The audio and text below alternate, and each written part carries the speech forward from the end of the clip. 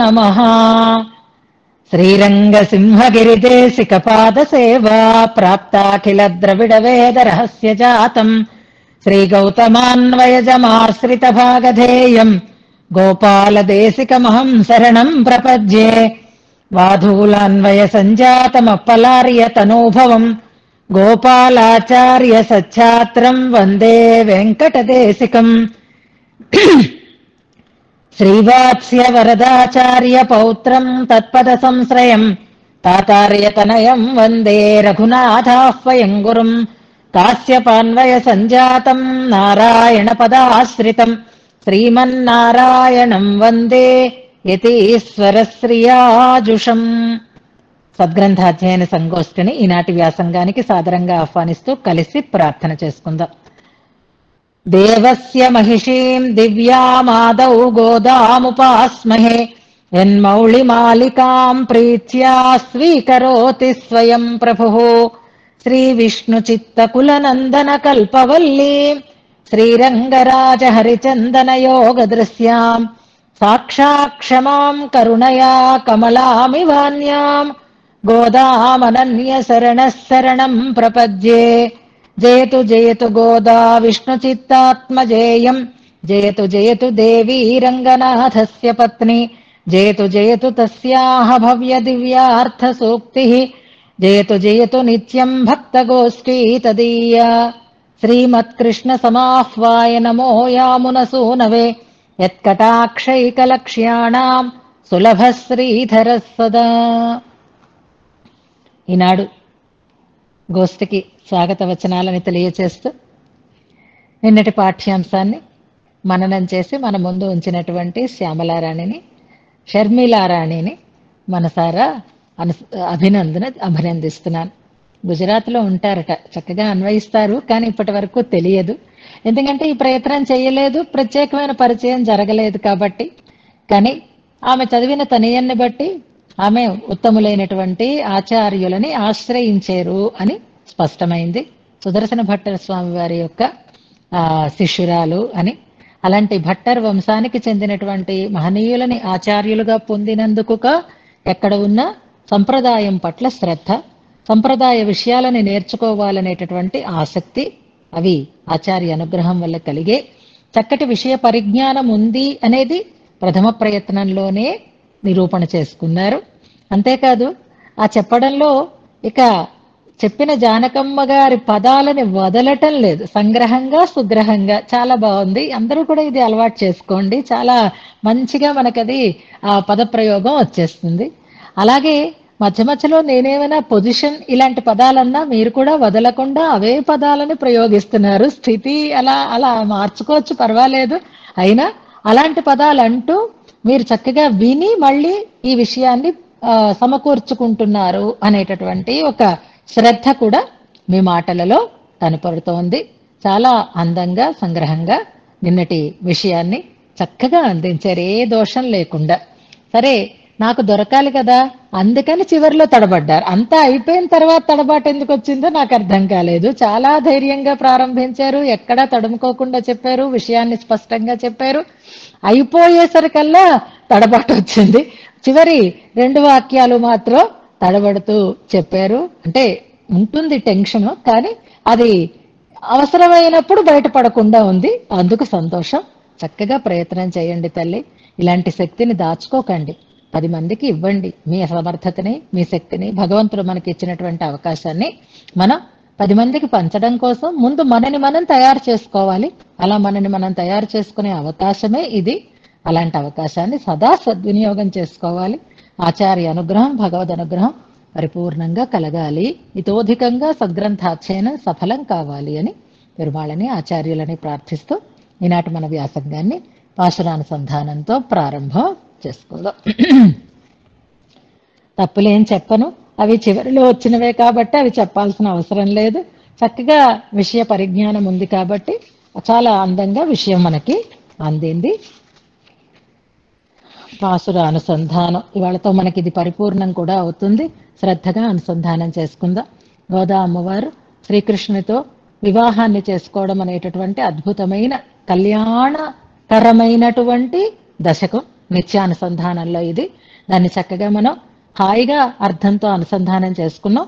ఇవాళ మనం వాళ్ళు స్నానం చేసినట్టే మనం కూడా అవభృత స్నానం చెయ్యబోతున్నాం. మనసారా ఈ పాశురాలను అనుసంధానం చేసుకుందాం. మళ్ళీ ఇంకో దివ్య ప్రబంధంలోకి వెళ్ళిపోతే దీన్ని మళ్ళీ మనం రోజు అనుసంధానం చేసే అవకాశం ఉండదు. అర్థమంతా తెలుసుకున్నాం కాబట్టి ఇవాళ చక్కగా ప్రతి పాశురాన్ని అర్థాన్ని భావిస్తూ అనుసంధానం చేద్దాం. అల్లినాళ్ తామరమేల్ ఆరణంగినిన్ తుణవి மல்லிநாடா அண்டமட மயில் மெல்லியலாள் ஆயர்குலவேந்தனாகத்தாள் தென் புதுவை வேயற்பயந்த விளக்கு கோலச்சுரி செங்கை மாயன் செவ்வாயின் குணம் வினவும் சீலத்தினல் தென் திருமல்லிநாடு செழுங்குழல் மேல் மாலத்தொடை தென்னரங்கற்கு யுமதிப்புடைய சோலை கிளியவள் தூய நற்பாதம் துணை நமக்கே வாரணமாயிரம் சூழவலம் செய்து நாரண நம்பி நடக்கின்னான் என்னெதிர் பூரண புற்கொடம் வைத்தொப்புறமெங்கும் தோரணன் நாட்டக்கனா கண்டேன் தோழினான் நாளை வதுவை மணமென்னு நாளிட்டு பாளை கமுகு பரிசுடை பந்தற்கீழ் கோளரி மாதவன் கோவிந்தன் என்பானோர் தாளை புகுதக்கனா கண்டேன் தோழினான் இந்திரன் உள்ளிட்ட தேவர் குழாமெல்லாம் வந்திருந்தென்னை மகள் பேசி மந்திரித்து மந்திர கோடி உடுத்தி மணமாலை அந்தரிசூட்டக்கனா கண்டேன் தோழினான் நாள் திசை தீர்த்தங்கொணர்ந்து நனி நல்கி பார்ப்பன சிட்டர்கள் பல்லார் எடுத்தேத்தி பூப்புனை கண்ணி புனிதனோடு எந்தன்னை காப்புனான் கட்டக்கனா கண்டேன் தோழினான் கதிரொளி தீபம் கலசமுடனேந்தி சிதிரிள மங்கையர்த்தாம் வந்தெதிர்கொள்ள மதுரையார் மன்னன் அடிநிலை தொட்டு எங்கோ அதிர புகுதக்கனா கண்டேன் தோழினான் மத்தளங்கொட்ட வரிசங்கம் நின்றூத முத்தொடை தாமன் நிலை தாழ்ந்த பந்தற்கீழ் மைத்துனன் நம்பி மதுசூதன் வந்து என்னை கைத்தலம் பத்தக்கனா கண்டேன் தோழினான் வாய் நல்லார் நல்ல மறையோதி மந்திரத்தால் ஆசிலை நாணல் படுத்து பரிதி வைத்து காய்சின மாக்களிரன்னான் என் கை பத்தி தீவலம் செய்ய கனா கண்டேன் தோழினான் இம்மைக்கும் ஏழேஷ் பிறவிக்கும் பத்தாவான் நம்மையுடையவன் நாராயணன் நம்பி செம்மையுடைய திருக்கையால் தாழ் பத்தி அம்பி மிதிக்க கனா கண்டேன் தோழினான் வரிசிலை வாழ்முகத்து என்ன மார்த்தாம் வந்திட்டு இருமுகம் பாரித்து என்னை முன்னே நிறுத்தி அறிமுகன் அச்சுதன் கை மேலன் கை வைத்து ஒரு ముఖం దట్టక్కనా కండేన్ తోషీనాన్. చిన్న సవరణ అయితే చెయ్యాలి, ఇప్పుడే గుర్తొచ్చింది మళ్ళీ. అరిముఖన్ అన్న చోట అరిముఖన్ అంటే అందమైన ముఖము కలవాడు అని చెప్పారు. అరిముఖన్ అనంటే అరి అంటే హరి అంటే సింహము అని చెప్పుకున్నాం. అరిముఖన్ అంటే సింహము వంటి ముఖము అంటే అది కూడా అందానికే ద్యోతకం అనుకోండి, కానీ అక్కడ పదం అరి అని నరహరి అని కూడా మనం వివరణ చేసుకున్నాం. అలాగే వరిసిలై వాళ్ముఖత్తు అన్నప్పుడు అందమైన ముఖాలు కలిగిన అని వరి అన్న పదానికి అందం అని అనుకున్నాం, హరి అన్న పదానికి సింహం అని అనుకున్నాం. రెండు పదాలు విడివిడిగా ఉన్నాయి. అరిముఖన్ అంటే సింహము వంటి ముఖము కలిగిన అని అర్థం. అంటే ఎవరు తనని ఏమీ అననివ్వకుండా ఉండేటటువంటి గాంభీర్యం కలిగిన అనేది ఒకటి సరి చేసుకుంటే సరిపోదు. ఇక వాళ్ళకు చిన్న ఎక్సర్సైజ్ చేసుకుందాం. మనం పంచస్తవి చెప్పుకున్నప్పుడు ఎలాంటి ఎక్సర్సైజులు చేసుకునే వాళ్ళమో ఇవాళతో పూర్తి అయిపోతుంది. కాబట్టి మనకి కొన్ని పదాలు, కొన్ని అర్థాలు, ఆ పదాల రిపిటీషన్ ఇంతకుముందు మనం ఎలా చేసుకునే వాళ్ళమో అలాగే ప్రశ్నలు జాగ్రత్తగా విని మీరు నెంబర్లు పెట్టండి. ఇప్పుడు ముందుగా మనకి పాసురం చదువుతుంటే పాసురంలో ఉండేటటువంటి పదాలకి అర్థం తెలుస్తోందా లేదా అనేది మొదటి టెస్ట్ మనకి. ఇందులో నేను ప్రశ్న అడుగుతాను, ఆ అర్థాన్ని ఇచ్చేటటువంటి పదం ఎక్కడ ఉంది అనేది మీరు చెప్పి ఆ నెంబర్ పెడితే సరిపోతుంది. అవునా కాదా నేను కరెక్ట్ చేస్తూ ఉంటాను. పెళ్లి చీర మంత్రపూతమైనటువంటి వస్త్రం అనే అర్థం కలిగిన పదం ఏ పాసురంలో ఉంది? పెళ్లి చీర గుడ్, 3వ పాసురంలో ఉంది. మందిర కోడి ఉడుతి గుర్తుపెట్టుకోండి. 3వ పాసురంలో అందరి సూట అని అనుకున్నాం కదా, ఆ పదం మందిర కోడి. గుడ్. ఇలా పదం కూడా మీరు పెడితే కరెక్ట్ గా గుర్తించారు అనేది తెలుస్తుంది. పాసురం నెంబర్ పెట్టండి, ఆ పదం కూడా మీరు పెట్టండి. నేను తెలుగు అర్థం చెప్తున్నాను, మీరు పాసురంలో ఉండేటటువంటి పదాన్ని చెప్పాలి. అలాగే మంచి నోరు కలిగినటువంటి వారు, మంచిగా అధ్యయనం చేసినటువంటి వారు అనే అర్థం ఉన్న పదం.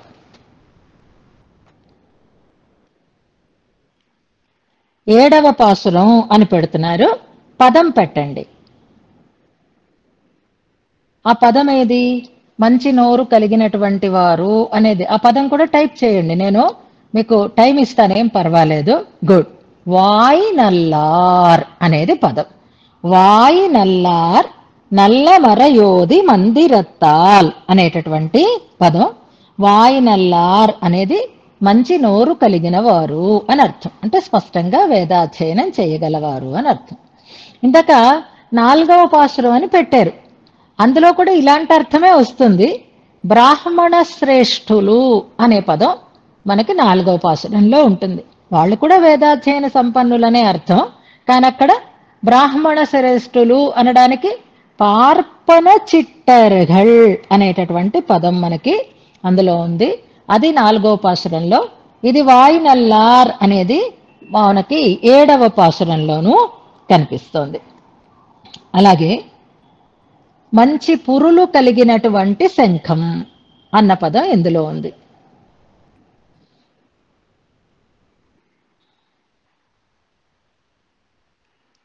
ఆరవ పాసురం.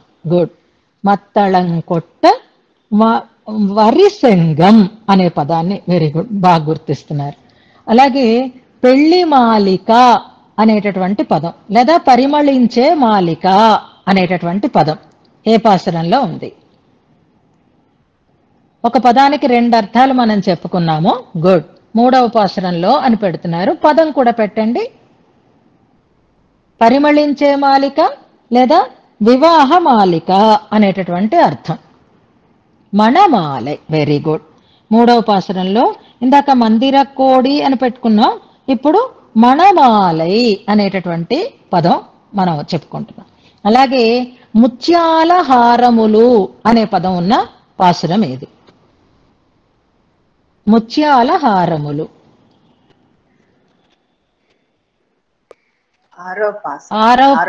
నెంబర్ చెప్పక్కర్లేదు, పదం చెప్పండి. ముత్యాల హారములు 6వ పాసురం కరెక్ట్. గుడ్. ముత్తుడై తామం. ఒకవేళ టైప్ చేయలేని వాళ్ళైనా కంగారు పడకండి, మీరు గుర్తిస్తే మీరు గ్రేటే, అంతే.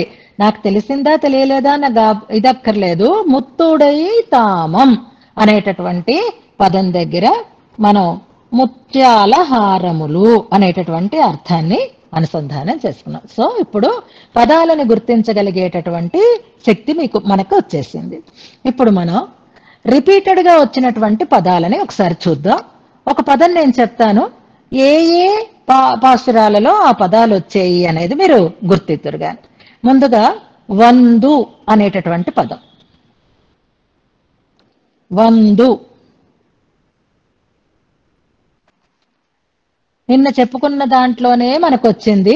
వందిట్టు, ఎన్నమార్ తాం వందిట్టు. వందిట్టు వందు ఇట్టు వచ్చి అని అర్థంలో వందు. గుడ్. 3 అని పెడుతున్నారు. ముందు నేను పెట్టిన వాటిని చెప్తాను. 3, 2, 9, 5, 3 ఏవేవో నెంబర్లు వస్తున్నాయి. ముందు 1 నుంచి తీసుకుంటే 2లో వచ్చింది అని అంటున్నారు. 2లో ఎక్కడుంది? పుహుదా అని ఉంది. నేను అన్నది వందు అనే పదం నేను చెప్తున్నాను. 3వ పాసురం చెప్తున్నారు, వందు ఇరుందు. గుడ్. 3వ పాసురంలో వందు అనేటటువంటి పదప్రయోగం ఉంది, వందిరుందు. గుడ్. నెక్స్ట్ పుగుద అంటే ప్రవేశించగా. 5వ పాసురం అని చెప్తున్నారు, తాం వందు. Very good. 5వ పాసురంలో కూడా తాం వందు ఎదుర్కొళ్ళ అని ఉంది. గుడ్. ఇంకా 6వ పాసురం అని చెప్తున్నారు, మధుసూదన్ వందు. 6వ పాసురంలో కూడా వందు అనే పదం ఉంది, గమనించండి. ఇప్పటికి 3, 5, అలాగే 6, ఇంకా 9వ పాసురంలో నిన్న మనం చెప్పుకున్నాము వందిట్టు అని. ఇంకా ఎక్కడైనా ఉందా చూడండి.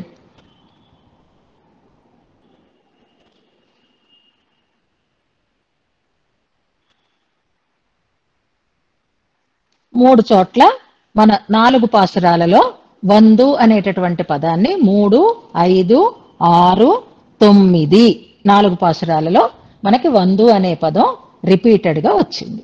అలాగే నంబి అనే పదం ఏ ఏ పాసురాలలో వచ్చింది ఒకసారి గమనిద్దాం. మొదటి పాసురం ఖచ్చితంగా మనకు తెలుసు, నారణన్ నంబి. 6వ పాసురం అని అంటున్నారు చూడండి, మైత్తునన్ నంబి. Very good. తర్వాత మళ్ళీ 8వ పాసురంలో కూడా నారాయణన్ నంబి అని వస్తుంది. 1, అలాగే 6, 1, 8లో వచ్చింది. 1, 6, 8 3 పాసురాలలో మనకి నంబి అనేటటువంటి పదం వచ్చింది. ఇప్పుడు జాగ్రత్తగా వినండి. నిన్న పాసురంలో మనకి ముగంది అట్ట అని ఒక పదం వచ్చింది. ముగందట్ట అని మనం చదువుకున్నాం. అందులో అట్ట అనే పదాన్ని తీసుకున్నాము, వ్రేల్చగా, అందులో వేయగా అనే అర్థాన్ని మనం చెప్పుకున్నాం. ఇలాగా అట్ట అన్నట్లుగా ఉండేటటువంటి టా కింద టావొత్తుతో ఉండేటటువంటి పదాలు ఎక్కడెక్కడ ఉన్నాయి, ఏ ఏ పాసురాలలో ఉన్నాయి. ఇలా చేస్తే కానీ మనం మొత్తం అంతా వెనక్కి ముందుకి చదవలేం. కాబట్టి చూడండి, మీరు 1 నుంచి రండి. గుడ్. మొదటిది 1 పెట్టారు. తోరణం నాట్ట అనుంది, చూసారా? అట్ట ఇక్కడ ఉన్నట్టుగానే నా అట్ట అని 1వ పాసురంలో ఉంది. Very good. మళ్ళీ ఇంకా 6వ పాసురం అని అంటున్నారు. అంతదాకా వెళ్ళిపోక్కర్లేదు, మొదటి నుంచి చూసుకుంటూ రండి. గుడ్. 3వ పాసురం పెట్టారు. 3వ పాసురంలో ఉన్న పదం ఏమిటి? అందరి సూట అని ఉంది కదా. నాట నాటగా, సూట చుట్టగా. పదాలు కూడా అర్థాలు కూడా మనకి తెలియాలి. అలాగే 4వ పాసురంలో కట్ట అని ఉంది చూడండి. కాపు నాన్ కట్ట, కట్టగా అని అర్థం అన్నమాట. రక్షాబంధనం అక్కడ మనం అనుసంధానం చేసుకున్నాం. ఒక 2వ పదంలో లేదు, కానీ ఇంకా 2వ పాసురంలో కూడా మనం చూడాలి అంటే టా కింద టావొత్తున్న పదం అయితే ఉంది. నాళిట్టు, ఇట్టు అని ఉంది కదా. ఇట్ట అని కాకుండా ఇట్టు అని ఉన్నా టా కింద టావొత్తుంది కాబట్టి మనం దాన్ని కూడా అక్కడ తీసుకోవచ్చు. తర్వాత 5వ పాసురం దగ్గర తొట్టు అని ఉంది చూడండి. అడినిలై తొట్టు అని ఉందా, అందుకని 5వ పాసురంలో కూడా ఆ పదం ఉంది. గుడ్. మత్తళం కొట్ట 6వ పాసురంలో కొట్ట అని ఉంది చూడండి. అలాగే 7వ పాసురంలో మాత్రం మనకి టా కింద టావొత్తు ఉండేటటువంటి పదం కనపడలేదు. 8వ పాసురం చూడండి, అందులోనూ మనకి కనపడదు. 9వ పాసురంలో నిన్న మనం చెప్పుకున్నాం ముగందట్ట అని అట్ట అనేటటువంటి పదం ఉంటుంది. ఇవాళ మనం చెప్పుకునే పాసురంలో కూడా ఉంటుంది మంజనమాట్ట అని. సో ఇది ఎక్కువ సార్లు రిపీటెడ్ గా మనకి వచ్చినటువంటి పదంగా మనం భావన చేసుకుందాం. అలాగే నాన్ అనే పదం అన్నింటిలోనూ వచ్చింది. ఎన్నై అనేటటువంటి పదం ఏ ఏ పాసురాలలో వచ్చిందో ఒక్కసారి గమనించుకుని మనం ముందుకు వెళ్ళిపోదాం. ఎన్నై అనేటటువంటి పదం 6వ పాసురం అని పడుతున్నారు. వందు ఎన్నై. గుడ్. 3వ పాసురం అని పెడుతున్నారు. ఎన్నై మగళ్ పేసి. Very good, very good. ఇంకా 6, 3. 9వ పాసురం కూడా ఉంది చూడండి. ఎన్నై మున్నే నిరుత్తి అని వందు అనే పదం ఎలా వచ్చిందో అలాగే 3 సార్లు వచ్చింది. 4వ పాసురంలో కూడా ఉంది ఎగ్జాక్ట్లీ. ఎందన్నై అని అర్థం అన్నమాట. నన్ను అనే అర్థంలోనే ఎన్నై అని కాకుండా ఎందన్నై. గుడ్. ఆర్డర్ లో పెట్టిస్తున్నారు. 3, 4, 6, 9 ఇలా మనం పదజ్ఞానము ఉండాలి, అర్థజ్ఞానము ఉండాలి, అలాగే క్రియాపదాలను మనం అన్వయించుకోగలిగేటటువంటి శక్తి కూడా ఉండాలి. చాలా సరదాగా ఇవాళ మనం ఈ అభ్యాసాన్ని పరిపూర్ణం చేసుకుంటూ 10వ పాసురం, 11వ పాసురం మనకి ఫలశ్రుతి పాసురం. ఇప్పుడు ఇవాళ మనం 10వ పాసురార్థాన్ని తెలుసుకోబోతున్నాం. నిన్నటి పాసురంలో మనం ఒక అంశాన్ని ఇంకా చెప్పుకుందాము అని అనుకున్నాం. అది కూడా చెప్పేసుకుని మనం 10వ పాసురానికి వెళదాం. నిన్నటి పాసురంలో నిన్న మీకు ఇంకొక టాస్క్ కూడా నేను ఇచ్చాను. మీరు గోపికా గీతలలో ఒక 2 శ్లోకాలు చూసుకుని రండి అని. అప్పుడే ఝాన్సీ ఆ నెంబర్లు వెతికేశారు. దాన్ని విజయలక్ష్మి గారు కూడా తర్వాత వెతికి వాయిస్ మెసేజ్ నాకు పెట్టారు. ఎస్టీపీ విజయలక్ష్మి గారు. శ్రద్ధకి చాలా సంతోషం. అందులో మనం చెప్పాలి అని అనుకున్నది ఏది అని అంటే తృణచరానుగం అనే పదాన్ని, అనే ఒక విశేష ప్రయోగాన్ని మనం తెలుసుకుందాము అని అనుకుంటున్నాం. అధ్యాయం 31, 7వ శ్లోకము, 13వ శ్లోకము భాగవతంలో దశమ స్కంధంలో పూర్వ అర్థంలో. దశమ స్కంధం పూర్వార్థం, అధ్యాయం 31, శ్లోకాలు 7, 13. ఎందుకు దీని గురించి చెప్పుకుందాం అనుకుంటున్నాము అనంటే, మనకి 19వ పాసురంలో అచ్యుతన్ కైమేల్ ఎన్ కైవైతు అనేది ఒక ప్రయోగం ఉంది. ఇందాక చెప్పారే, ఆడపిల్లదే కాస్త పై చేయిగా ఉంటుంది అనే భావం ఇందులో మనకి తెలుస్తోంది అని అనుకున్నాం. అదొకటి మనం చెప్పుకుందాం ఇవాళ. దానికి ఒక చిన్న శ్లోకాన్ని మనం రిఫరెన్స్ గా తెలుపుకుందాం. వెనుకటి శ్లోకంలో అంటే 8వ పాసురంలో మనం స్వామి పాదాన్ని పట్టడం అనే చోట ఈ తృణచరానుగం అనే దాన్ని చెప్పుకుందాము అని అనుకున్నాం. స్వామి పాదాలు మనం పట్టాలి, కానీ స్వామి మన పాదాన్ని పడుతున్నాడు అన్నది ఒకటి వివరంగా మనం చెప్పుకున్నాం. భగవంతుడికి మన పాదాన్ని పట్టుకోవడము అనంటే ఎంత ప్రేమ ఉంటుంది, ఎంత ఇష్టం ఉంటుంది అనే దానికి మనం ఈ సన్నివేశాన్ని తీసుకున్నాం. భగవంతుడి పాద స్పర్శ మనకి కావాలి అని కోరుకున్న వాళ్ళల్లో గోపికలు ఉన్నారు. ఆ గోపికలు గోపికా గీతలలో స్వామి నీ పాదాన్ని మా హృదయాల మీద పెట్టు అనంటూ నువ్వు మా వైపు చూడాలి రకరకాలుగా ప్రార్థన చేస్తారు. అందులో ఇక్కడ పాదానికి ప్రాధాన్యం కాబట్టి పాద వైభవాన్ని చెప్తూ చెప్పినటువంటి 2 శ్లోకాలని అందుకే మిమ్మల్ని చూడమన్నాను. మీరు వాటిని చూశారు. అందులో 13వ శ్లోకం చూడండి. ప్రణత కామదం పద్మజార్చితం ధరణిమండనం ధ్యేయమాపది చరణ పంకజం సంతమంచతే రమణ నస్తనేషు అర్పయ ఆధిహన్. చదువుకోవడమే కొంచెం కష్టం అవుతుంది, కానీ అర్థం మనకి తెలియాలి. అర్పయ ఆధిహన్. వ్యాధి ఆధి అని 2 పదాలు మనం చెప్పుకున్నాం. వ్యాధి అంటే శరీరానికి వచ్చేది, ఆధి అంటే మనోవ్యాధి అని మనం చెప్పుకున్నాం. ఆధిహన్ అలాంటి ఆధిని పోగొట్టేటటువంటి వాడు, మానసికమైనటువంటి వేదనని తొలగించేటటువంటి వాడు అని పాద వైభవాన్ని చెప్పారు. కోరిన వారికి కోరికలు తీరుస్తుంది, ఆశ్రయించిన వారి కోరికలు తీరుస్తుంది. ఇప్పుడు ఆ పదాలు దాన్ని తొలగించినటువంటి పోతన గారి పద్యం చదువుకుంటే అర్థం చెప్పుకోక్కర్లేదు. భాగవతం కూడా ఒకసారి మనం విమర్శ చేసుకున్నట్టుగా అవుతుంది. ప్రణత కామదం అని మొదటి పదం ఉంది చూసినారు. భక్త కామదంబు అని అనువదిస్తున్నారు పోతన గారు. భక్తుల యొక్క కోరికలను నెరవేర్చేది అని. పద్మజార్చితం, పద్మజుడు అంటే బ్రహ్మ, బ్రహ్మ చేత అర్చింపబడినది. బ్రహ్మ సేవిత అని అంటున్నారు. బ్రహ్మగారి చేత సేవింపబడినది. భక్త కామదంబు బ్రహ్మ సేవితము. తర్వాత పదం ధరణి మండనం, ఈ భూమికే అలంకారమైనది.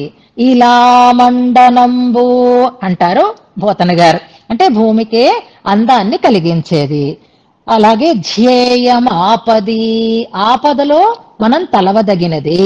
దుఃఖమర్దనంబు చక్కగా అనువదిస్తారనమాట. భక్త కామదంబు బ్రహ్మ సేవితము ఇలా మండనంబు దుఃఖమర్దనంబు భద్రకరములైన భవదంఘ్రియుగము శంతమం చతే.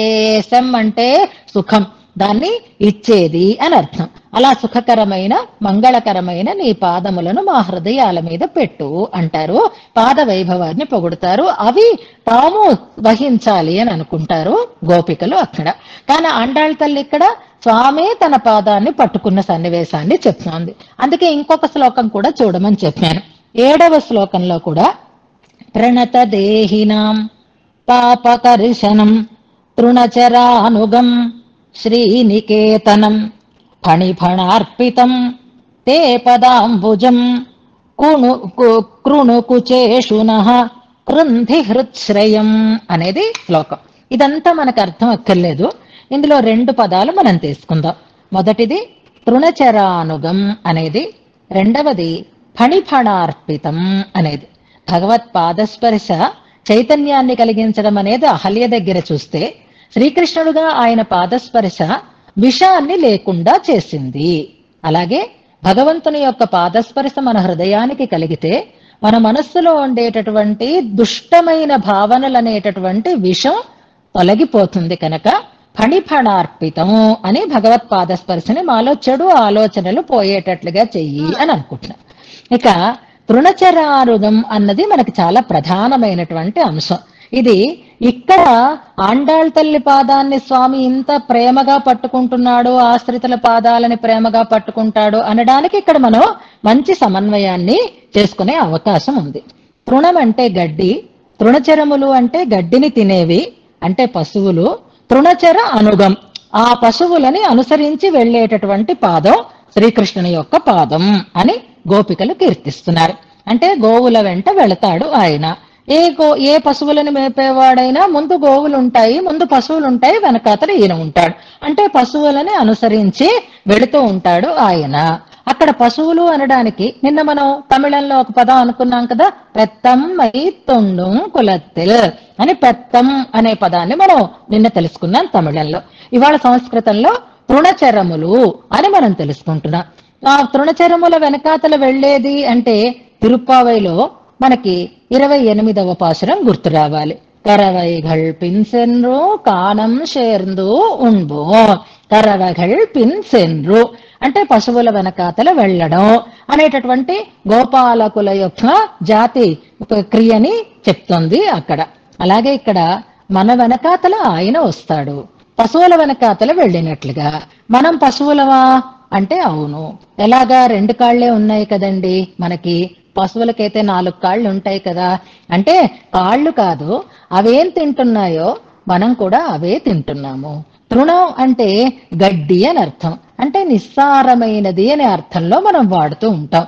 భగవంతుడు తనని అనుభవించటానికి మనకిస్తే ఆ సారవంతమైనటువంటి పదార్థాన్ని విడిచిపెట్టి నిస్సారములైనటువంటి పదార్థాలని మనం తినడానికి ఎగబడుతూ ఉంటాం. ఆ గడ్డి తినడం కోసమే కదా ఆ పశువులు అడవికి వెళతాయి. అలాగే మనం కూడా సంసారం అనేటటువంటి అడవి వెంబడి వెళతాము, అక్కడ ఉండేటటువంటి గడ్డిని తింటాము, సారమైన దాన్ని తినము. కనుక తృణచరములుగా మనం చెప్పబడుతూ ఉంటాం. అలాంటి మనల్ని వెన్నంటి వచ్చేటటువంటి వాడవుతాడు పరమాత్మ.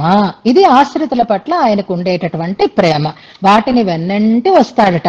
ఎందుకని అంటే నీ వెనకే నేనున్నా, నీ వెనకే నేనున్నా, నువ్వు ముందుకు వెళ్ళిపోతున్నావు, ఒక్కసారి తల తిప్పి చూడు, ఒక్కసారి నా వైపు చూడు, నీ తోడుగా నేనున్నాను అని భగవంతుడు సదా మన వెనకని ఉంటాడు. మన మీద ఆయనకు ఉండేటటువంటి ప్రేమ అలాంటిది అని ఒక అర్థంలో మనం చెప్పుకోవాలి. తృణచరానుగం అంటే భగవంతుడు మనం ఇక్కడ పుడితే ఆయన కూడా వచ్చి మనతో కలిసి అవతరించి మనతో పాటు తిరగడం అనేది పశువుల వెనకాతల తిరగడం లాంటిది అని అనుకుందాం. ఇక్కడ ఇంకొక అర్థం గుర్తుపెట్టుకోండి. తృణచరానుగం అంటే మామూలు సామాన్యులైన సంసారులని వెన్నంటి వచ్చేవాడు అనేది కాకుండా తృణం అనే అర్థానికి ఇది మీకు వ్యాఖ్యానాల్లో దొరకడం కష్టం. పెద్దల ద్వారా వినాలి, విని తెలుసుకోవాలి. తృణం ఇక్షురసం ప్రోక్తం అని చెప్తారు. తృణం అంటే ఇక్షురసం అంటే చెరకు రసం అని అర్థం. తృణం అంటే చెరకు రసం. చెరకు రసాన్ని పానం చేసేటటువంటి వారు, అనుభవించేటటువంటి వారు అంటే ఆ చెరకు రసం అంటే పరమాత్మ. ఆళ్వార్ల పాసురాలలో మనకి స్పష్టంగా తెలుస్తుంది. ఎన్కన్నలే అముదే అని పిలుస్తారు. ఆ చెరకు రసాన్ని అనుభవించేటటువంటి వాళ్ళు ఎవరు అంటే మహానుభావులైనటువంటి భక్తులు. అలా భక్తులని అనుసరించి వెళ్ళేవాడు అవుతాడు పరమాత్మ అని తృణచరానుగం అనే పదం చెప్తున్నాను. ఇక్కడ ఆండాళమ్మ వారు కూడా ఆ కోవలోకే వస్తారు కాబట్టి ఆండాళమ్మ వారి పాదాన్ని కూడా అంత ప్రేమగా ఆయన పట్టేటటువంటి వాడు అవుతాడు. ఆయనకి మహానుభావులు ఉంటే చాలు, వాళ్ళ వెనకాతల ఆయన అలా వెన్నంటి తిరుగుతూ ఉంటాడు. మనం ఇందాక మనలాంటి సంసారుల వెనకాతల తిరుగుతున్నాడు ఎందుకు అంటే తన వైపు చూడమని, తనని చూసి వాళ్ళు మిగిలినవి విడిచిపెట్టాలని తిరుగుతున్నాడు అని అనుకుంటాం. కానీ భక్తుల వెనకాతల ఆయన ఎలా తిరుగుతాడట అంటే ఆయనే చెప్పుకుంటాడు, భక్తుడెందు జనినా పరతెంతు వన వెను వెంట ఆయన ఎక్కడికి వెళ్తే నేను అక్కడికి వెళుతూ ఉంటాను. ఇది వరకు ఎయిర్టెల్లో ఏదో ఫోన్ యాడ్ మనకు వస్తూ ఉండవు, చిన్న కుక్క పిల్ల ఎక్కడికి వెళ్ళినా సరే అలా వెన్నట్టు అదే నాకు గుర్తులేదు, ఇప్పుడు ఈ మధ్య రావటం లేదు కదా, కుక్క పిల్ల అన్నట్టుగానే నాకు గుర్తు, ఏదో మీ వెంటే ఎక్కడికి వెళితే అక్కడ అన్నట్లుగా అది వచ్చి ఉండేది చూసారా, ఎంత బదలకుండా రావడం అనడానికి మీకు గుర్తు చేస్తున్నాను. అది పరమాత్మ కూడా అది వోడాఫోన్, వెరీ గుడ్, నాకైతే గుర్తులేదు. అలాంటి ఒకటి భావనను చూసుకోండి, భగవంతుడు కూడా భక్తులు ఎక్కడికి వెళితే అక్కడికి వదలకుండా వస్తాడట. ఆయనే చెప్పుకున్నాడు అంబరీషోపాఖ్యానంలో, అంబరీషుని లాంటి భక్తుల వైభవాన్ని గురించి చెప్తూ, భక్తుడు ఎందుజనినా పరతెంతు వెనువెంట ఆవు వెంట దగులు కోడె భంగి అని కూడా ఒక ఉదాహరణ చెప్తారు. ఆవు వెనకాతల ఎద్దు వెంబడించి దాన్ని వదలకుండా ఉన్నట్లుగా ఆశ్రితులైనటువంటి భక్తుల వెనకాతల వాళ్ళు ఎక్కడికి వెళితే అక్కడికి ఆయన వెళుతూ ఉంటాడట. పాపం ముందుకు వెళుతూ వెనక్కి తిరిగి చూస్తే నక్షత్రకుడిలాగా ఈయన తగులుకున్నాడే, ఇదేంటి విడిచిపెట్టడా అని అనిపిస్తుందేమో ఒక్కొక్క క్షణం. కానీ ఎందుకు ఆయనంత వెన్నంటి తిరుగుతున్నాడు వాళ్ళ వెనకాతల?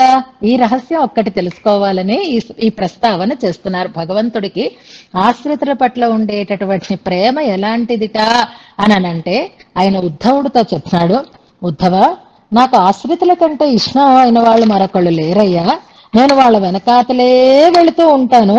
ఎందుకని అనంటే అనువ్రజామి అహం నిత్యం, అలాంటి వాళ్ళని నేను అనుసరిస్తాను. కారణం పూయేయే చ్యంఘ్రిరేణుభి అంటారు, వాళ్ళ పాదధూళితో నేను పవిత్రమవుతాను అని. వాళ్ళ పాదధూళి నా మీద పడి నన్ను పవిత్రం చేస్తుందనేటటువంటి ఆశతో అలాంటి మహానుభావుల వెనకని నేను వెళతానని ఉద్ధవుడితో సాక్షాత్తుగా శ్రీకృష్ణ పరమాత్మే చెప్తాడు. మనకి భాగవతంలో ఏకాదశ స్కంధంలో ఈ సన్నివేశం ఉంటుంది. అంచేత భగవంతుడు పాదం పట్టడం అనేది ఈ రకంగా మనం అర్థం చేసుకోవాలి. భగవంతుడే సర్వస్వము అనుకునేటటువంటి భాగవతుల వెన్నంటి ఉంటాడు పరమాత్మ. తాను వారిని పవిత్రం చేస్తానని కాదు, వారి పాదధూళితో తాను పవిత్రుడని కావాలి అనే ఉద్దేశంతో వెళతాడు అని చెప్తారు. తృణచరానుగం అన్నప్పుడు తృణము అంటే గడ్డి అని సామాన్యమైన అర్థం, తృణం అంటే ఇక్షురసం అని విలక్షణమైన అర్థం. తృణచరములు అంటే భగవంతుణ్ణి అనుభవించేటటువంటి మహానుభావులని వెన్నంటే పాదము అని ఒక అర్థము, పశువులని వెన్నంటి కాపాడేటటువంటి పాదము అని ఒక అర్థాన్ని మనం తెలుసుకుంటూ, స్వామి పాదాలు కూడా ఆదరంగా ఆశించేది ఏది అంటే భాగవతుల యొక్క పాదాలని గమనాన్ని అనుసరించటం అని చెప్తూ, అమ్మి నిదిక్క కనాకండే అన్న చోట మనం భావనని నిశ్చయం చేసుకుందాం, ఎప్పుడూ తలుచుకుందాం. అంటే ఆశ్రితుల పట్ల స్వామికి ఉండేటటువంటి ఆదరానికి నిదర్శనంగా ఈ వైభవాన్ని, పాద వైభవాన్ని మనం తెలుసుకుందాం. ఇక నిన్న కైమేల్ ఎన్ కైవైతో, చేతిలో పాదం పట్టుకోవడం ఒకటి చెప్తే చేతి మీద చెయ్యి పెట్టి అని అన్నారు నిన్నను. ఆ చేతి మీద చెయ్యి ఉండడం అంటే ఆవిడ చెయ్యే పైన ఉంటుందండి అని అంటాం. అంటే నా చెయ్యే పైన ఉండాలి అంటే నేను వాళ్ళకంటే అధికమైనటువంటి స్థితిలో ఉండాలి అని అంటారు. ఇది మనకు తెలియాలి అంటే బలిచక్రవర్తి వామనుడు 3 అడుగుల నేల అడిగితే ఆయన గురువుగారు ఎందుకయ్యా ఒప్పుకున్నావు, వద్దు ఇది మోసం, ఇందులో ఏదో ఉంది, నువ్వు తొందరపడుతున్నావు అని శుక్రాచార్యుల వారు నివారించటానికి ప్రయత్నం చేస్తే బలిచక్రవర్తి అన్న మాట ఒకసారి గుర్తుపెట్టుకుంటే, ఎప్పుడయ్యా నాకు ఇలాంటి అవకాశం కలుగుతుంది, ఎప్పుడు ఆయన చెయ్యి పైనే ఉంటుంది, మన చెయ్యి కిందనే ఉంటుంది, ఇచ్చేవాడు ఆయన అవుతాడు, తీసుకునే వాళ్ళం మనం అవుతాము. కానీ ఇప్పుడు నా చెయ్యి పైన ఉంటుంది, ఆయన చెయ్యి కింద ఉంటుంది, ఇలాంటి అవకాశం మళ్ళీ దొరుకుతుందా అని బలిచక్రవర్తి ఎలాగైనా సరే ఇచ్చిన మాట తప్పను అని అంటాడు. అలాగే ఇప్పుడు అలా ఇచ్చేవాడి చెయ్యి కిందనే ఉంది, అమ్మవారి చెయ్యి పైన ఉంది. దాన్ని కైమేల్ ఎన్ కైవైతు అని స్పష్టంగా చెప్తున్నారు ఆండాళ్ తల్లి. దీంట్లో అర్థం ఏమిటి అంటే అమ్మవారి అభయహస్తం స్వామివారి అభయహస్తాన్ని మించినది అని గుర్తుపెట్టుకోండి. మనం ఆ తాయార్లని సేవిస్తాము, పెరుమాళ్ళని సేవిస్తాం. పెరుమాళ్ళు మనకి అభయముద్ర దాల్చి ఉంటారు, అమ్మవారు మనకి అభయముద్రని దాల్చి అభయ ప్రదానం చేస్తూ ఉంటారు. రెండు శ్రీహస్తాలని మనం ఇప్పుడు కంపారిటివ్ గా చూస్తే ఆ రెండు శ్రీహస్తాలలో ఏ శ్రీహస్తం వల్ల మనకి అభయం కలుగుతుంది, మనకి నిశ్చింత ఏర్పడుతుంది, ఎవరి చెయ్యి కాస్త గొప్పది, ఎవరి చెయ్యి మనకి మరింత ధైర్యాన్ని ఇచ్చేది అవుతుంది అనే దాన్ని తెలుసుకోవడం కోసం ఈ ప్రస్తావన మనం చేసుకుంటున్నాం. ఎప్పుడూ అమ్మవారి చెయ్యి పైన ఉంటుంది, అందులో సందేహం లేదు. అదెలాగండి అని అంటే, అమ్మవారి ఇప్పుడు స్వామి మనకి అభయం ఇస్తున్నాడు. దేని నుంచి? మనం చేసినటువంటి దోషాలన్నీ తొలగిపోవాలి, దోషాలకి మనం భయపడక్కర్లేదు అని సహంత్వా సర్వపాపేభ్యో మోక్షయిష్యామి అని మనకి అభయం ఇస్తున్నాడు. ఆయన భయపడకు రా, నా కాళ్ళు పట్టుకో అని అంటున్నాడు. సరే, పాపాల వల్ల భయపడుతున్నాము కనుక భగవంతుడు మనకు అభయదానం చేస్తున్నాడు. భగవంతుడే మనల్ని భయపడితే, భగవంతుణ్ణే చూసి మనం భయపడితే అప్పుడు మనకి రక్షకులు ఎవరవుతారు అని అంటే, అప్పుడు అమ్మవారు ఆయన్ని పట్టించుకోకండి, ఆయన అలా అరుస్తూ ఉంటాడు, ఆయన కొంచెం బీపీ ఎక్కువైంది ఈ మధ్య, ఆయన అలాగే మాట్లాడతాడు, మీకేం భయం లేదు, నేనున్నాను కదా అని అమ్మవారు తను మనకి అభయాన్ని ఇస్తుంది. అమ్మవారి అభయముద్ర దేని నుంచి అంటే, భగవంతుడి వల్ల కూడా మనకి భయం లేదు అని. భగవంతుడు శాస్త్ర ప్రకారంగా మన అపరాధాలని అనుభవింపచేయాలని తలస్తే అలా కూడా మీరు భయపడక్కర్లేదు, నేనున్నాను కదా అని మిగిలిన తప్పుల వల్ల భయం పడకుండా ఉండేటట్టు స్వామి చెయ్యి చూపిస్తే స్వామి నుంచి కూడా మీకేమీ ఇబ్బంది ఉండదు అని అమ్మ మనకి ధైర్యాన్ని ఇస్తోంది. కాబట్టి అమ్మ చెయ్యి పైన ఉంటుంది ఎప్పుడైనా సరే. అందుకే రామచంద్ర స్వామి ఒక్కసారి దండం పెడితే చాలు అన్నాడు, అది ఆయన అభయప్రదానం. కానీ అమ్మవారైతే ఈ హనుమంతుడు చెప్పింది రైట్ అయితే నేనే మీకు రక్ష అంది. నాకు ఒకసారి దండం పెట్టారా, 2 సార్లు దండం పెట్టారా, నన్ను తిట్టారా, నన్ను పోడేరా, ఇవేమీ ఆవిడికి అవసరం లేదు. భవేయం శరణం హి వహ, అది కనుక నిజం అయితే నేను మీకు శరణవుతాను అని అంటుంది కదా ఆవిడ. అంచేత అమ్మవారి చెయ్యే పైన ఉంటుంది. ఇదే మాటని మనకి శ్రీగుణరత్న కోశంలో రామగోష్ఠి, సీతాగోష్ఠి అని 2 గోష్ఠులను గురించి ప్రస్తావన చేసి, ఏ త్రాసులో చూస్తే ఏది కిందకి దిగింది, ఏది పైకి వెళ్ళింది అని ఒక శ్లోకంలో చెప్తారు. భట్టర్ వారు చెప్తారు కదా ఒక శ్లోకంలో, శ్రీగుణరత్న కోశంలో శ్లోకం ఏదో మీరు చూసి చెప్తారా? నేనెందుకు చెప్పడం, మీకు అందరికీ బాగా తెలిసినదే కాబట్టి ఆ శ్లోకాన్ని ఒకసారి గమనించుకోండి. చివరిలోనైనా మీరు చెప్పచ్చు ఏ శ్లోకమో మీరు గుర్తించగలుగుతున్నారా లేదా. రామస్య గోష్ఠీ కృత అంటారు, వెరీ గుడ్. మాతర్మైథిలి రాక్షసీ అని ప్రారంభమవుతుంది. లఘుతరా రామస్య గోష్ఠీకృత, వాళ్ళు అడగకుండానే శరణమిచ్చింది అమ్మవారు, అడిగితే నేను శరణిస్తాను అన్నాడు రామచంద్రస్వామి. కనుక అమ్మ అభయం ఎప్పుడూ మనకి మరింత విలువైనది, అదే పైన ఉంటుంది అని ఎన్ కైమేల్ ఎన్ కైవైతో అన్న చోట మనం ఈ భావనని తలుచుకుంటూ, సమయం అయిపోతుంది, అప్పుడే మనం ఈ చివరి పాసురాన్ని అనుసంధానం చేసుకుందాం, తొందరగానే అయిపోతుందిలేండి. 10వ పాసురం దగ్గరికి వస్తున్నాం. కుంకుమమప్పి కుళిర్శాందం మట్టిత్తు మంగళ వీధి వలం செய்து மணநீர் அங்கவனோடு முடன் சென்னங்கானை மேல் மஞ்சனமாட்ட కనాత్కండేన్ తోషీనాన్.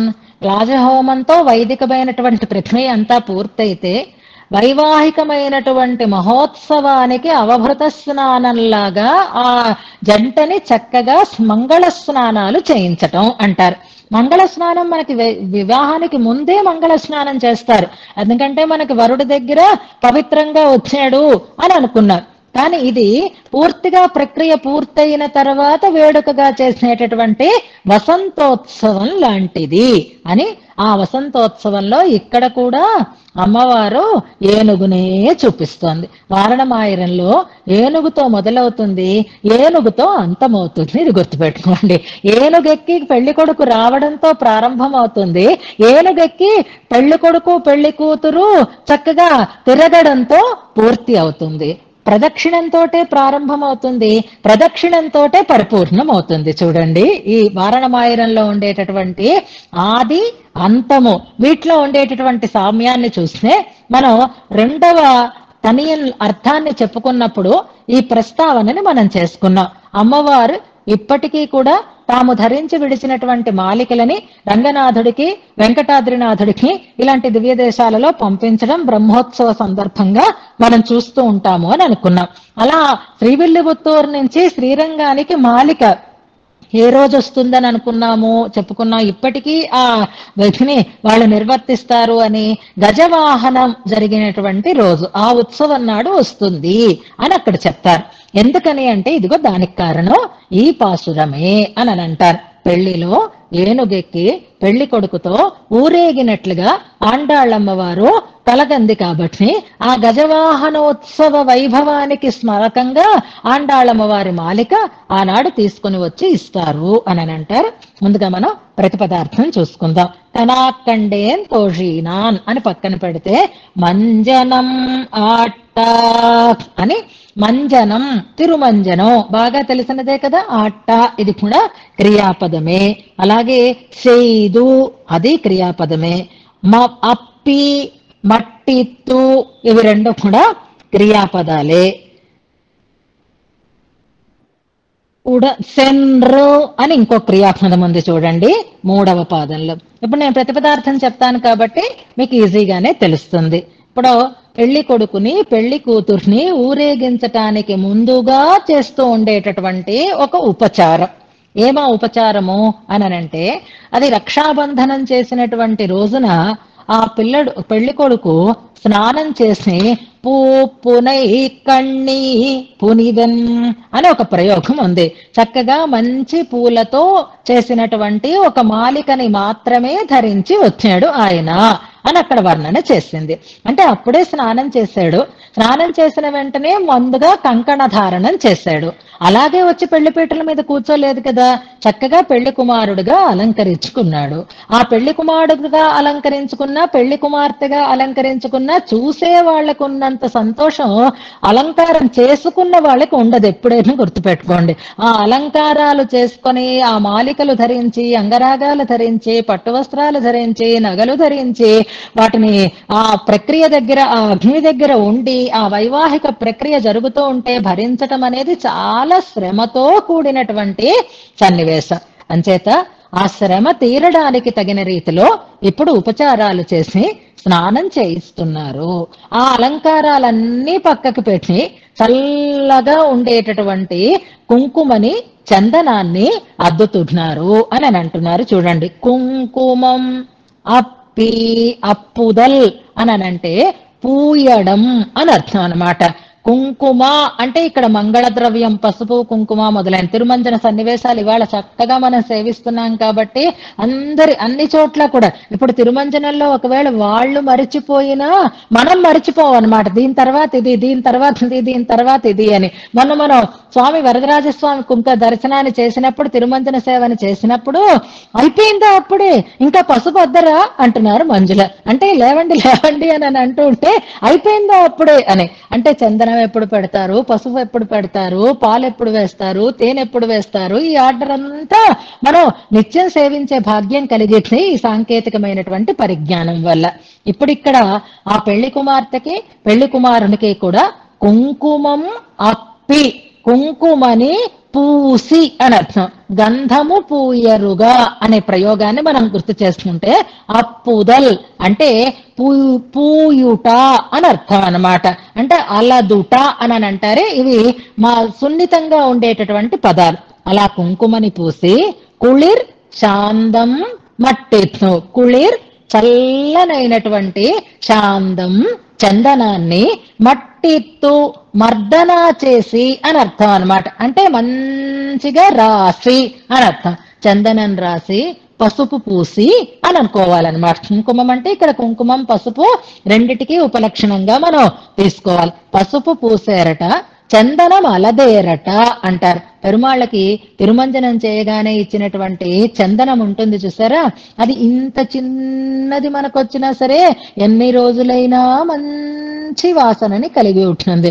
మొన్న తిరుమంజనం అయినాక చివరిలో ఆ అహోబిల స్వామి వారు ఏం చేశారు చూసారా, ఆ అహోబిల స్వామి వారికి లోపలికి తీసుకుని వెళ్ళి ఇంత చందనపు ముద్దని వారి చేతికి ఇచ్చారు. పాపం వారు ఆ శేషమాలికని ఆ చందనాన్ని కూడా వెంటనే నా చేతిలో ఉంచారు. ఆ చేతిలో ఉండేటటువంటి ప్రసాదం ఉంది, నేను జీడి పలుకులు అవి ఒక డ్రై ఫ్రూట్స్ ప్రసాదం, అది మాత్రం ఒక్క పలుకే ఇచ్చి మన వాళ్ళందరూ ఉన్నారు కదా అన్నారు. అంటే వాళ్ళందరికీ స్వామి ఇవి సరిపోతాయా మీ ఓపికే అన్నాను నేను. ప్రయత్నం చేద్దాం అన్నారు. సరే మీ అందరికీ ఇచ్చినట్టున్నారు. అది అయిపోయిన తర్వాత లోపల నుంచి నేను వస్తే తర్వాత అహోబిల స్వామి వారు అంటున్నారు, మొత్తానికి సాధించామమ్మా, అందరికీ దాన్ని జాగ్రత్తగా అందించే ప్రయత్నం చేశాము అని అన్నారు. స్వామి ఎంత ఓపిక మీకు, ఎలా సరిపోయాయి అని అన్నాను. అందుకే అదిగో మీ అడ్మిన్ ఉన్నారు కదా, ఆవిడ ఒక్క పలుకు పెడుతూ ఉంటే స్వామి మనిషిని చూసైనా పెట్టండి స్వామి అని అన్నారు. అంటే ఇంత పెద్ద మనిషిని ఉన్నాను, నాకు ఇంత చిన్న పలుకైతే ఎలా సరిపోతుంది అని ఆవిడ అలాగే జోక్ చేశారమ్మా అని కూడా వారు అన్నారనమాట. అలాగా ఆ చందనం నిజంగా నిన్న కూడా చూసాను నేను. ఇప్పటికీ అది తడిది, నిజానికి తడిది ఏదైనా మనం ఉంచితే ఏమవుతుంది, వాసన వచ్చేస్తుంది. ఫ్రిడ్జ్ లో కూడా నేను పెట్టలేదు, కానీ ఎంత పరిమళం, ఎంత అద్భుతమైనటువంటి వాసన, ఇంకా అలాగే అంత ఫ్రెష్ గానే ఉంది ఆ చందనం. అలా చల్లటి చందనం అన్నమాట. దాన్ని మట్టితో పూసి వాళ్ళకి అంటే ఈ తేరడానికి ఆ అలంకారాలన్నీ తీసేసి హాయిగా ఒంటికి ఆ వేడి తగ్గడం కోసం చల్లటి ఉపచారాన్ని చేస్తున్నారు. మంగళ వీధి, ఇది కొంచెం జాగ్రత్తగా మనం గమనించాలి. మంగళ వీధి, మంగళ ఇక్కడ లా అనకండి, మంగళం అని అనండి. లాకి సంస్కృతంలో భేదం లేకపోయినా మంగళ వీధి అంటే ఇంకో జాతి గురించి, ఇంకో కులం గురించి మనకి వేరే వస్తుంది. ఇది వరకు ఊళ్ళల్లో పల్లెటూళ్ళల్లో అలాంటి వీధులు కూడా ఉంటూ ఉండేవి. ఏ కులానికి చెందిన వాళ్ళకి కుమ్మరి వీధి, మంగళ వీధి, చాకలి వీధి, ఇలా మనకి బ్రాహ్మణ వీధి, ఇలా రకరకాలుగా ఆ వీధులతో పేర్లు అలా స్థిరంగా ఉండేవి. ఇక్కడ మంగళ వీధి అంటున్నారు. అంటే మంగళం కాని వీధులు ఉన్నాయా, మంగళకరాలు కాని వీధులు ఉంటాయా ఎక్కడైనా? అన్ని మంగళ వీధులే.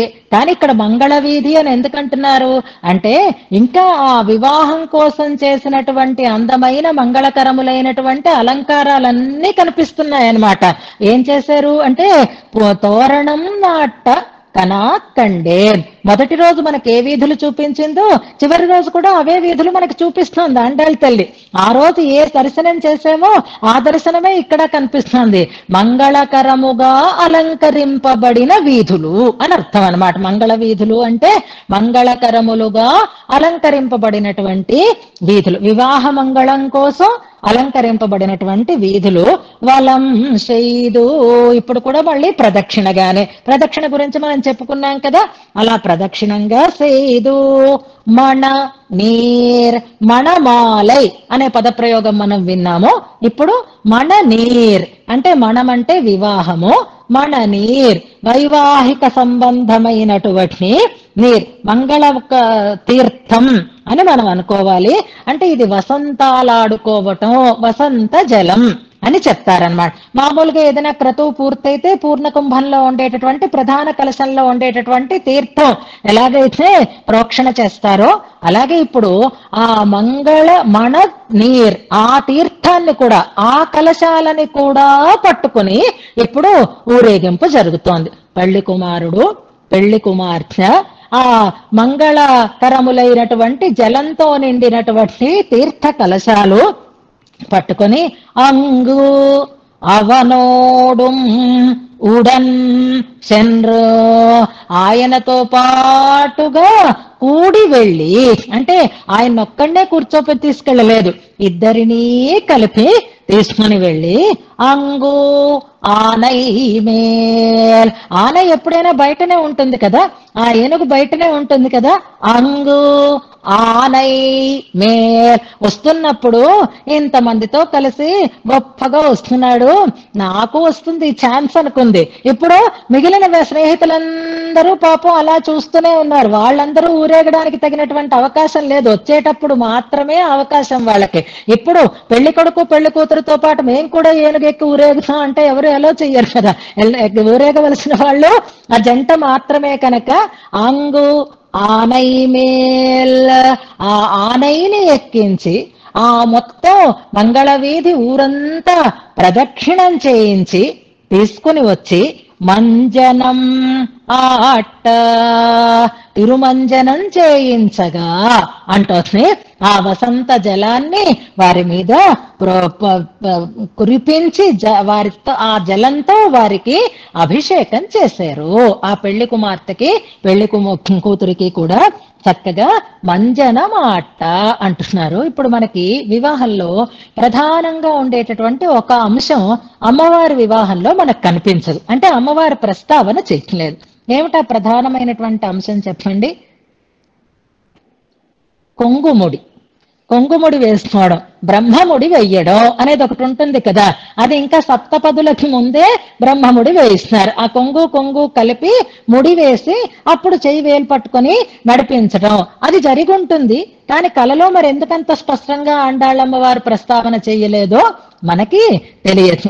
ఆ కొంగుముడి అనేది బ్రహ్మముడి అనేది 7 జన్మల అనుబంధంగా మనకి చెప్పబడుతూ ఉంటుంది. బహుశా వారి ప్రాంతంలో ఇదొక అద్భుతమైనటువంటి ప్రక్రియ అయి ఉంటుంది. మన వివాహాలలో ఇటువైపు ప్రాంతంలో అయితే సరే మంగళసూత్రం కట్టలేదు, ఇంకా చాలా ఉంటాయి. ఇవన్నీ మంగళసూత్రం ఇవన్నీ కూడా ఒక్కొక్క చోట ఒక్కొక్క రకంగా ఉంటాయి. చూడండి, మనకి వివాహంలో ప్రధానమైనది పాణిగ్రహణం అని అనుకుంటున్నాము, సింధూరం పెట్టడం ఇలాంటివి ఉత్తరాదిలో ఉంటాయి. మంగళసూత్రం కూడా ఒక ప్రక్రియలో ఒక భాగంగా ఉంటుంది. ప్రధానమైనటువంటి అంశం పాణిగ్రహణం కనుక పాణిగ్రహణం గురించి ప్రస్తావన చేసింది అని అనుకున్నాం. కానీ ఈ బ్రహ్మముడి ఈ స్నానం చెయ్యడం అనేది కూడా తమిళనాడులో ఆ దక్షిణ ప్రాంతంలో ప్రధానమైనటువంటి అంశం. అందుకే షష్ఠి పూర్తి లాంటి ఉత్సవాలు అయినప్పుడు కూడా ఈ రకంగానే ఉత్సవాన్ని నిర్వహిస్తున్నారు. పెద్దల యొక్క షష్ఠి పూర్తిని శతాభిషేకం కానీ, అమృతోత్సవాలు కానీ, వివాహానికి ఉత్సవాలు కానీ ఇలాంటివి చేస్తే ముందు వైదికంగా చక్కగా కలశలు 108 కలశలు పెట్టి వాటికి చక్కగా ప్రోక్షణ చేసి వాటికి తగినటువంటి ఆరాధనలు చేసి అందులో ఉండేటటువంటి తీర్థం పెద్దల ద్వారా ఈ ఇద్దరిని కూర్చోపెట్టి చెయ్యటం అనేటటువంటి ఒక ప్రక్రియ మనకి కనిపిస్తూ ఉంటుంది. ఈ మధ్య మీరందరూ చూసారో లేదో ఒక వీడియో వైరల్ అవుతుంది. తమిళనాడులోనే శ్రీ వైష్ణవ సంప్రదాయ కుటుంబానికి చెందినటువంటి ఒక దంపతుల యొక్క వివాహ వేడుక. అది కూడా ఎప్పుడు అంటే 100 ఏళ్లు పూర్తయిందిట. అది కూడా భార్య భర్త ఇద్దరూ కూడా చాలా విలక్షణంగా ఉంటున్నారు. 100 సంవత్సరాలు పూర్తయిన తర్వాత ఇప్పుడు శతమానం భవతి శతాయుహు అని కదా దీవిస్తారు పెళ్లిళ్లలో. ఇప్పుడు ఆ శతమానం అయిపోయింది కదా, ఇప్పుడు మళ్ళీ పెళ్లి చేసుకుంటున్నారనమాట. ఇప్పుడు ఆయన ఆ భర్త ఆవిడకి మంగళసూత్రం కడుతున్నారు. చాలా బాగుంది ఆ వేడుక. ఇంకా ఎంత అద్భుతంగా ఉందంటే ఇద్దరూ చాలా ఆరోగ్యంగా కనిపిస్తున్నారు. ఆ భర్త మంగళసూత్రం కడుతూ ఉంటే కట్టిన తర్వాత ఆ భార్య ఆయన బుగ్గగిల్లి ఒక సరసం మనకు అక్కడ కనిపిస్తుంది. చాలా బాగుంది. మీకు కూడా బహుశా వైరల్ అవుతోంది కాబట్టి ఉంటుంది, మీరు వెతికితే వస్తుంది. 100 రోజులు 100 సంవత్సరాలు బ్రతకడం, అది భార్యతో కలిసి ఉండడం, ఆమె కూడా ఆరోగ్యంగా ఉండడం, ఈ వేడుక చేసుకోవడం, ఇది చాలా అరుదైనటువంటి సన్నివేశము. అప్పుడు ఈ తీర్థాన్ని ప్రోక్షించటం అనేది కూడా ఉంటుంది. ముఖ్యంగా షష్ఠి పూర్తులలో అక్కడ ఈ కలశాలతో తీర్థాన్ని ప్రోక్షిస్తారు. గోపాలకృష్ణమాచార్య స్వామి వారి షష్ఠి పూర్తి సందర్భంగా భాగవత సప్తాహం 108వ భాగవత సప్తాహంలో అక్కడ వారిద్దరిని కూర్చోపెట్టి అలాగే చక్కగా ఈ మంగళ తీర్థంతో వారికి ఉత్సవాన్ని వేడుకని నిర్వహించారు. అది సేవించిన వాళ్ళందరికీ కూడా గుర్తుంటుంది. అక్కడ ఇలాగా ఇది బహుశా అమ్మవారు అందుకే ఈ ప్రస్తావన చేస్తున్నారు. ఇప్పుడు ఇద్దరిని తీసుకుని వచ్చి కూర్చోపెట్టి ఈ మంజనమాట అంటే ఏమిటిట అని అంటేనట, పెళ్లి కుమార్తెకి పెళ్లి కొడుకుకి కూడా ఒకే వస్త్రాన్ని కప్పి ఆ తిరుమంజనాన్ని చేయిస్తారు అని మనకి వ్యాఖ్యానంలో చాలా స్పష్టంగా చెప్తున్నారు. దంపతిಗಳಿರುವರು ஒரு புடுவை புடைவை ఉడుతూ నీరాడుగై అని అరుంబదంలో మనకి వివరణను కూడా ఇస్తారు. ఇక్కడ ఒకే వస్త్రాన్ని కట్టుకుని స్నానం చెయ్యడం అనే దాన్ని ఎలా మనం అర్థం చేసుకోవాలి అని అంటే, ఆయన ఉత్తరీయానికి ఆమె పైట చెంగుకి కలిపి ముడి వేస్తే ఇద్దరిది వస్త్రం ఒకటే అవుతుంది. బ్రహ్మముడి ఎలా వేస్తారో అలాగే వాళ్ళిద్దరిని పక్క పక్కని కూర్చోపెట్టి వాళ్ళ వస్త్రాలను రెండింటిని ముడివేసి ఈ అద్భుతమైనటువంటి పవిత్రమైనటువంటి తీర్థంతో వారికి అభిషేకాన్ని చేసినట్లుగా అన్నాళ్ళమ్మ వారికి కల వచ్చింది అని కనాకండేన్ తోషీనాన్ అంటున్నారు. ఇందులో చక్కగా ఏనుగు మీద ఊరేగేరు, మంచిగా చందనము పసుము అవి పూసుకున్నారు, తిరుమంజనానికి సన్నద్ధమై ఉన్నారు. ఆ తిరుమంజనానికి సన్నద్ధమై ఉండేటటువంటి నూతన వధూవరుల యొక్క దివ్యమైనటువంటి దర్శనం అందరూ చేసుకున్న తర్వాత వారిని తీసుకుని వెళ్లి విలక్షణమైనటువంటి స్థలంలో వారిని కూర్చోపెట్టి చక్కటి పవిత్రమైనటువంటి తీర్థంతో మంజనమాట్ట కనాకండేన్ తోషీనానో, అమ్మవారికి స్వామివారికి పక్క పక్కన జరుగుతూ ఉండేటటువంటి తిరుమంజన వైభవం ఇవాళ మనం ఇలా సేవిస్తున్నాము అంటే ఆనాడు అంత స్పష్టంగా ఆ వేడుక అక్కడ నిర్వహింపబడుతూ ఉండేది అని మనం అనుకుంటూ, ఈ అద్భుతమైనటువంటి ఈ దశకాన్ని మనం అనుసంధానం చేసుకోవడానికి ఫలితంగా అలాంటి వేడుకలు మనం కూడా సేవించగలిగే, మనం కూడా చేసుకోగలిగేటటువంటి భాగ్యం ఈ లోకంలో మనకు కలగాలి గాక. వివాహ బంధం అతి పవిత్రమైనటువంటి బంధం, 7 జన్మలకి నిలిచి ఉండేటటువంటి బంధం, 100 ఏళ్ళు ఇద్దరూ హాయిగా ఆనందంగా జీవించగలిగినటువంటి జీవించాలి అనేటటువంటి ఆశతో ముడిపడినటువంటి ఒక బంధం. అలాంటి అద్భుతమైనటువంటి వేడుకలు జరగాలి, మనం చూడాలి, ఆ బంధాన్ని మనం అంత గట్టిగా నిలుపుకోవాలనేటటువంటి ఆశ మనలో కలగాలి. మన భారతీయత అనేది అసలు నిజంగా కుటుంబ వ్యవస్థలోనే ఉండేది, ఆ వైవాహికమైనటువంటి సంబంధంలోనే దృఢంగా మనకి కలిసి ఉండేది. కానీ రాను రాను ఇప్పుడు పోతోంది, ఆలోచనలు మనకి తొలగిపోతున్నాయి. అందుకే ఎన్ని వీడియోలు చూసినా కలిగినంత ఆనందం ఆ 100 సంవత్సరాల పెళ్లి కొడుకు పెళ్లి కూతుర్ని చూస్తే మాత్రం చాలా సంతోషం వేసింది. అబ్బా, ఇలాంటి ఫంక్షన్స్ చేసుకునే రోజులు మళ్ళీ మళ్ళీ మనకి రావాలి, మనలో అలాంటి సంస్కారం పెరగాలి అని అనిపించింది. అలాంటి ఈ ఆనందం, అలాంటి ఒక అవకాశం, ఇలాంటి అద్భుతమైనటువంటి సన్నివేశాలని అర్థానుసంధానం చేసుకుంటే మనకి దొరుకుతుంది అని అంటారు. ఈ దశకాన్ని అనుసంధానం చేస్తే వచ్చేటటువంటి ఫలితం మనకి రేపటి పాసురంలో చెప్తుంది. ఏమిటి ఫలితం అయి ఉంటుంది అంటే, ఎప్పుడో ఒక తెలుగు కవి చాలా అందంగా చెప్పారు. కొంగుముడి అని ఇప్పుడు చెప్పుకున్నాం కదా, కొంగుముడి వేసుకొని కొత్త దంపతులు కొడుకు పుట్టాలని కోరుకున్నారని శిలలపై శిల్పాలు చెక్కినారు. సులభంగా చెప్పేస్తారు కదా కవులు. ఆ పాటలు ఎంత బాగుండేవి చూడండి. కొంగుముడి వేసుకొని కొత్త దంపతులు ఏం కోరుకుంటుంది? సత్సంతానం కలగాలి అని కదా. కొడుకు పుట్టాలని, అక్కడే కొంచెం మన ఆడవాళ్ళం ఏం కూతురు పుట్టకూడదా అని అనాలి, సంతానం కలగాలి అని అనాలి కదా. అదే అంటుంది మన ఆండాళ్ళమ్మ వారు ఈ చివరి ఫలశ్రుతి పాసురంలో. ఈ దశకాన్ని ఎవరైతే అనుసంధానం చేస్తారంట వాళ్ళకి ఆడపిల్లలు అనుసంధానం చేస్తే, సరే ఆండాళ్ళమ్మవారు ఆడపిల్లే కాబట్టి, ఆండాళ్ళమ్మవారి కన్న కల కాబట్టి, ఆండాళ్ళమ్మవారిలాగే ఆడపిల్లలందరూ కనుక అనుసంధానం చేస్తే పెళ్లి కాని పిల్లలు వాళ్ళకి కృష్ణుడు లాంటి భర్త వస్తాడు అంటారు. ఎవరు కోరుకుంటారండి కృష్ణుడు లాంటి భర్తని? ఎవరైనా రాముడు లాంటి భర్త రావాలనుకుంటారు. కృష్ణుడు లాంటి భర్త వస్తాడు అనేసరికల్లా మనం ఎక్కడ అపోహ పడతాము అని వ్యాఖ్యాతలు మనకి చెప్తారు. అన్ని విషయాలలోనూ కృష్ణుడు కాదండి, అందంలో మాత్రమే కృష్ణుడు అని, కృష్ణుడు లాంటి అందమైనటువంటి భర్త వస్తాడు. అందుకే ఆండాళ్ళమ్మ వారు ఆయనని ఏమైనా అంటారేమో అని నంబి నంబి నంబి ఎన్నిసార్లు ప్రయోగించిందో చూడండి. మా ఆయన మంచివాడే, మా ఆయన మంచివాడే, మంచి గుణాలు ఉన్నవాడే అని చెప్తుంది. దీన్ని అనుసంధానం చేస్తే అలాంటి కన్యలకి అలాంటి మంచి అందగాడైనటువంటి భర్త లభిస్తాడు. మరి మగపిల్లలు అనుసంధానం చేస్తే ఎవరు కలుగుతారు అని అంటే ఏముంది, కామన్ గా చెప్పుకోవాలి అంటే గోదాదేవి లాంటి అమ్మాయి లభిస్తుంది అనేది కామన్ గా చెప్పుకునేటటువంటి ఒక అర్థం. ఎందుకంటే దంపతులు అటు ఇటు ఇద్దరు చాలా ఉత్తములైనటువంటి వారే కనుక అని అంటారు. కానీ ఫలశ్రుతిలో ఏం చెప్తారట అంటే పెరియాళ్వార్లకి కలిగినటువంటి లాభం కలుగుతుంది అంటారు. పెరియాళ్వార్లకి ఏం లాభం కలిగింది అంటే పెరియాళ్వార్లకి మంచి సంతానం కలిగింది, మంచి శిష్యులు దొరికేరు అని అంటారు. ఇందాక మనకి కొడుకు పుట్టాలని అన్న చోట ఉండేటటువంటి కినుక ఇక్కడ వచ్చేటటువంటి అవకాశం లేదు. పెరియాళ్వార్ల లాంటి లాభం పొందుతారు అని అంటే పెరియాళ్వార్ల లాంటి భగవత్ విషయకమైనటువంటి ప్రేమ కలిగినటువంటి సంతానాన్ని పొందుతారు అని మనకి చాలా స్పష్టంగా చివరిలో చాలా అందంగా చెప్తున్నారు. రేపు మనం దాన్ని అనుసంధానం చేసుకుందాం.